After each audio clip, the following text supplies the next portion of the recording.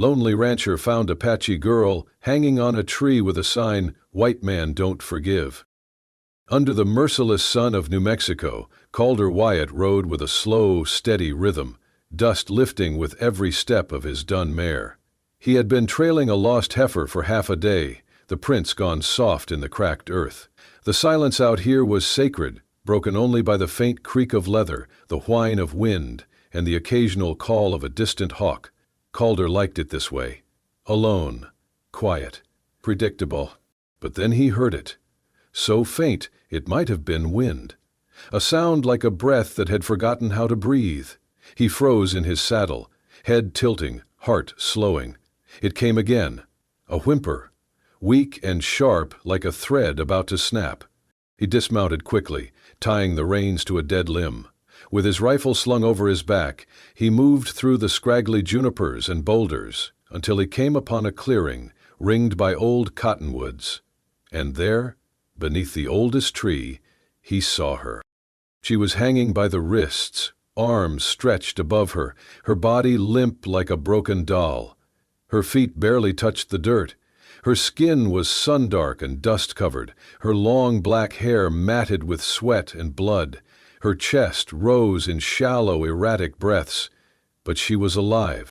Calder's eyes snapped to the crude wooden sign nailed to the tree above her head.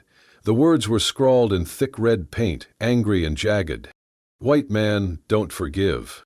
He stepped back involuntarily, bile rising in his throat. The air thickened.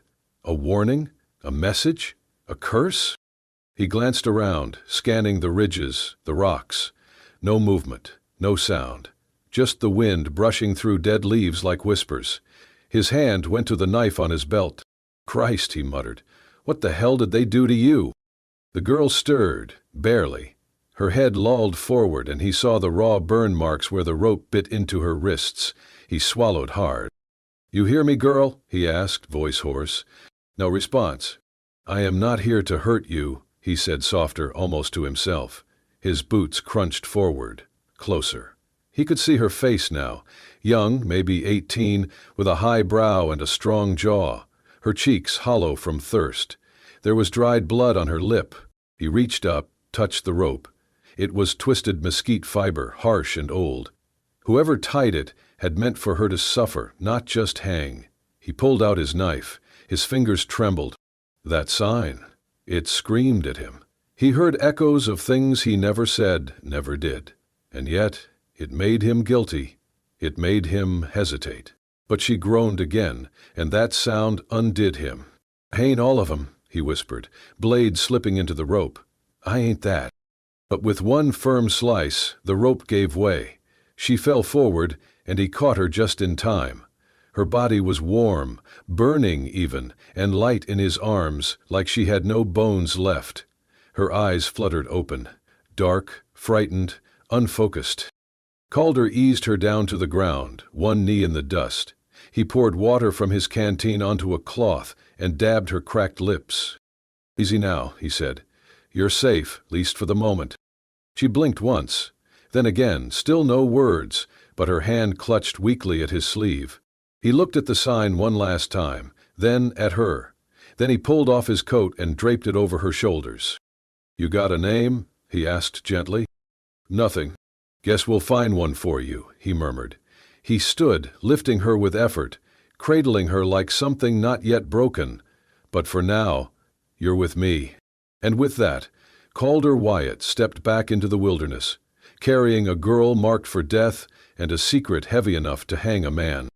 The sun was dipping low by the time Calder reached his ranch, just a modest outpost clinging to the edges of a desert too stubborn to forget violence. A single windmill creaked on the edge of the fence line, and the old barn sagged like it mourned something. The house itself was one room and a loft, roof patched with old sheet metal, but it stood, solid and honest, like the man who built it. Calder eased the girl from the saddle and carried her inside. She was fevered, her head pressed to his chest, whispering breaths like dry leaves skittering across a stone floor. He laid her on the cot and unwrapped the coat, careful not to startle her. Her eyes fluttered open for a moment, dark and wide and distant, but they watched him.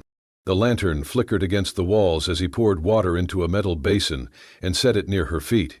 He grabbed a clean cloth from a shelf and knelt. Her legs were bruised, scraped, one ankle swollen. Rope burns marred her wrists like brands.